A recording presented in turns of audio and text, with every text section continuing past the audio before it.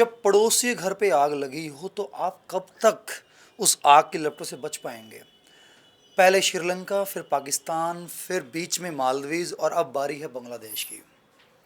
क्या हम इन टॉपिक्स को इग्नोर कर सकते हैं या नहीं, वो आपको डिसाइड करना है। लेकिन फैक्ट शीट को जाने बिना इन चीज़ों को लेके चलना बड़ा मुश्किल काम है। तो आज इस वीडियो में ट्राई करेंगे कि आपके पास न्यूट्रल पॉइंट लेके आएँ। बिकॉज जब आप इस टॉपिक को सर्च करने यूट्यूब पे जाते हैं, इंडियन जो यूट्यूबर हैं वो भी एक अलग अलग अप्रोच में बटे हुए हैं। उनका अपना पर्सनल गुस्सा भी उसके अंदर इन्वॉल्व है। आई डोंट नो कि इंडियन प्रोटेस्ट कुछ ऐसे थे जो सक्सेसफुल नहीं हो पाए।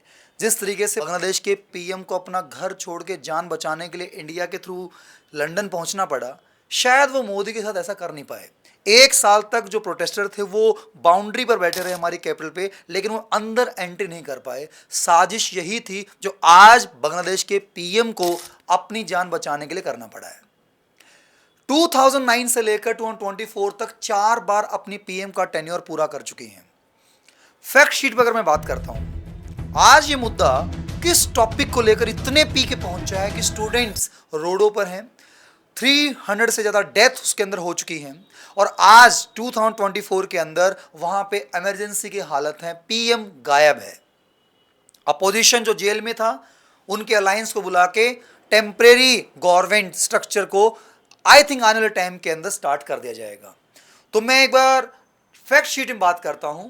अनएम्प्लॉयमेंट, जीडीपी, फॉरेक्स रिजर्व, इन इश्यूज में बांग्लादेश कहां कहां स्टैंड करता है। सबसे पहले हम बात करें फॉरेक्स रिजर्व, 44% डाउन हो चुका है, जो कि $48 बिलियन से $26.8 बिलियन पे आ चुका है। सेकंड पॉइंट में अगर मैं करेंसी की बात करता हूं, 28% से करेंसी डाउन हो चुकी है, जो कि 84.5% पर यूएस डॉलर से आज डाउन हो चुका है 111.71% पर यूएस डॉलर।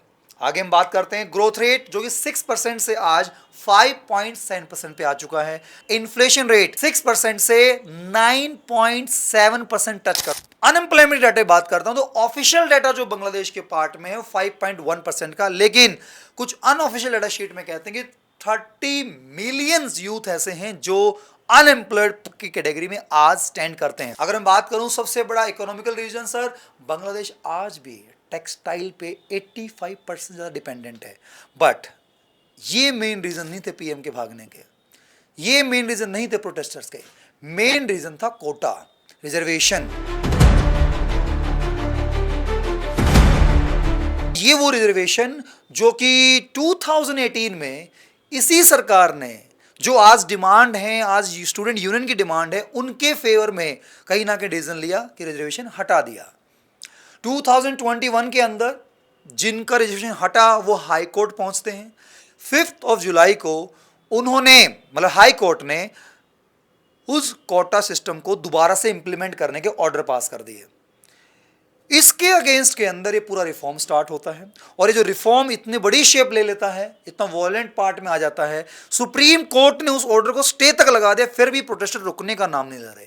कुछ लोगों का कहना है कि इसके पीछे कुछ विदेशी ताकत है जो उस कंट्री के अंदर इंस्टेबिलिटी क्रिएट करना चाहती है। श्रीलंका के अंदर पोल खुल गई थी, चाइना का हाथ था। पाकिस्तान के अंदर आप देख चुके थे कि वहां भी चाइना का बहुत बड़ा रोल है। तो कहीं ना कहीं जो अपनी सराउंडिंग डिस्टर्ब हो रही है, तो इसके लिए पहले हम कोटा सिस्टम को जानते हैं कि बांग्लादेश में कोटा सिस्टम कैसे काम करता है। It's not like India. वहां पे एक्चुअली फ्रीडम फाइटर्स को कोटा दिया गया है 30%। आज के टाइम के अंदर 56% वहां पर रिजर्वेशन है और केवल 44% मेरिट बेस के ऊपर आपको जॉब मिलती है। अभी 56% में 30% जिनको फ्रीडम फाइटर बोला गया है, उसके लिए आपको थोड़ा पास्ट में जाना पड़ेगा। थोड़ा सा और कहां, 1947 में 2 देश बनते हैं सर, इंडिया, पाकिस्तान। नहीं, पाकिस्तान नहीं, East Pakistan and West Pakistan. East Pakistan जो कि आज के टाइम बांग्लादेश है, ये बनता है सर 1971 के अंदर। बनता क्यों है सर, सेपरेट कंट्री क्यों बनती है? क्योंकि जो वेस्ट पाकिस्तान है वो ईस्ट के साथ पार्शियलिटी कर रहा है। सबसे पहले लैंग्वेज बैरियर। वेस्ट पाकिस्तान जो कि आज के टाइम मेन पाकिस्तान है, वहां पे उर्दू बोलने वालों का वॉल्यूम ज्यादा है। बट ईस्ट पाकिस्तान, कहने को मुस्लिम कम्युनिटी से बिलोंग करते हैं, बट वहां बंगाली ज्यादा बोली जाती है और वहां पे जो लैंग्वेज को लेकर काफ़ी प्रोटेस्ट स्टार्ट हुए और फिर पाकिस्तान ने फिर भी ईस्ट मतलब उस प्रोटेस्ट के चक्कर के अंदर दोनों लैंग्वेज को वहां पे अलाउड कर दिया, मुद्दा शांत हो गया। बट जब जनरल इलेक्शन 1970 के हुए और वहां की अवामी लीग ने सर ईस्ट पाकिस्तान की मेजोरिटी सीट जीतते हुए और इवन वेस्ट पाकिस्तान की 5 सीट जीती, तो टोटल 313 में से 167 सीट्स अवामी लीग जीत जाती है। तो एक ईस्ट पाकिस्तान की जो पार्टी है वो दोनों पाकिस्तान पे लीड करने के लिए जाने वाली थी, तो वहां के याया खान का नाम आपने पहले भी सुना होगा, ईस्ट पाकिस्तान के इस रिजल्ट को एक्सेप्ट करने से मना कर देते हैं, जिसके बेस पर प्रोटेस्ट चलते हैं, अपोजिशन पार्टी को जेल में डाला जाता है और वो प्रोटेस्ट इतना बड़ा रोल प्ले कर देता है कि भैया वहां पर आज़ादी की डिमांड स्टार्ट हो जाती है। बीच में इंडिया भी एंटर लेता है, इंदिरा गांधी भी बांग्लादेश का सपोर्ट करती है और एक सेपरेट कंट्री बन जाती है जिसको हम बोलते हैं आज के टाइम पे बांग्लादेश। तो जिन लोगों ने उस आज़ादी की लड़ाई में बांग्लादेश का साथ दिया था उनको वे बोलते हैं फ्रीडम फाइटर, और उनको दिया गया रिजर्वेशन कि आपको जॉब्स में 30% का रिजर्वेशन मिलेगा, वहाँ तक बात बिल्कुल ठीक थी। आने वाली पॉलिटिकल पार्टियों ने उनके बेटों को, अब उनके पोतों को सेम रिजर्वेशन कंटिन्यू किया और ये पूरी पॉपुलेशन का बोला जाता है 1% के आसपास का रोल प्ले करता है। 1% कम्युनिटी से, एक से भी कम कम्युनिटी को 30% का रिजर्वेशन, कहाँ तक जस्टिस है? तो ये जो उबाल है ये तो उड़ना ही था। मैं 1970 में थोड़ा सा आगे जाता हूँ। 1975 के अंदर मुजीबुर रहमान, फ्रीडम फाइटर के मेन लीडर, उस टाइम के prime minister Bangladesh, Mujibur Rahman, the leader of East Pakistan, declared the region an independent republic, which he said will be called Bangladesh, the land of the Bengalis. 1975 में emergency लगाई जाती है, yes India की emergency से 2 weeks पहले, और उसको कहीं ना कहीं प्रोटेस्ट करते हुए, उसको कहीं ना कहीं एक गलत मानते हुए, जो कहा जाता है कि जो वेस्ट पाकिस्तान इसमें सपोर्ट करता है, और जो मुजीबुर रहमान की हत्या कर दी जाती है। कब? 15 अगस्त 1975, हमारे इंडिपेंडेंस का जो हम डे सेलिब्रेट करते हैं, तो उसके 1975 के अंदर ये हत्या होती है। एक इंसान की नहीं होती, पूरी फैमिली मारी जाती है। 40 से ज़्यादा लोग इसके अंदर मारे जाते हैं। केवल 2 बहनें बचती हैं, जो आज के टाइम पे आपकी शेख हसीना है ये और इनकी सिस्टर, क्योंकि ये अब्रोड में पढ़ने के लिए गई हुई थी। केवल इन दोनों की जान बचती है। ये वहाँ से बच के इंडिया में कुछ टाइम पे रहती हैं और 2000 मैं शॉर्ट करता हूँ 9 में ये दोबारा से पावर में आती हैं। 9 से लेकर 24 तक ये पावर में रहती हैं।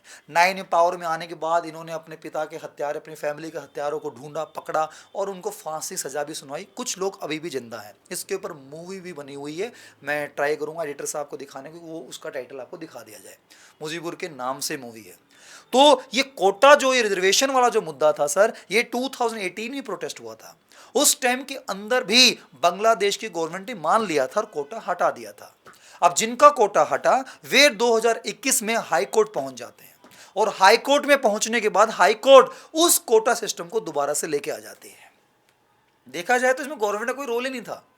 बट हुआ क्या सर, ये 4 टर्म जो पीएम कंटिन्यू कर रही है, अब इसमें एक गलती, जो सबसे बड़ी गलती निकल के आई है रिसर्च में, मैंने जो गो थ्रू किया, फ्रीडम फाइटर किसको बोला जाएगा सर? ये कौन बताएगा? ये गवर्नमेंट खुद ही बता रही थी, तो अपने जानकारों को सर्टिफिकेट दे रही थी ये फ्रीडम फाइटर है, और उसके चक्कर के अंदर उनको जॉब मिल रही थी और इससे लोग बड़े नाराज थे।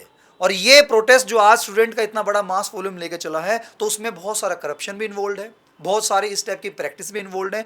तो क्योंकि 2018 के बाद तो जो ये हमारी पीएम शेख हसीना बताई जा रही है, ये पीएम तो कोटा हटाने के फेवर में बात कर रही हैं।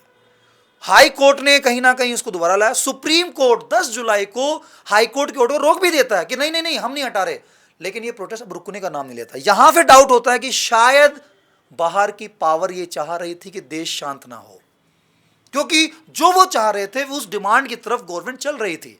कमेटी बना देगी, लॉ मिनिस्टर ने खुद बोला कि हम बातें सुनने को तैयार बैठे हैं। But at the end protest continue और इस हद तक पहुंच चुका था कि दोपहर के 2-3 बजे के आसपास पीएम को हेलीकॉप्टर के थ्रू इंडिया आना पड़ता है और वहां से वो लंदन का रूट लेने के लिए अभी जो बातें चल रही हैं। कंक्लूड क्या है सर, पूरे वर्ल्ड के अंदर इस टाइप के इम्बैलेंस की कहानियां चल रही हैं। इंडिया के अंदर भी कोशिशें हुई हैं सर।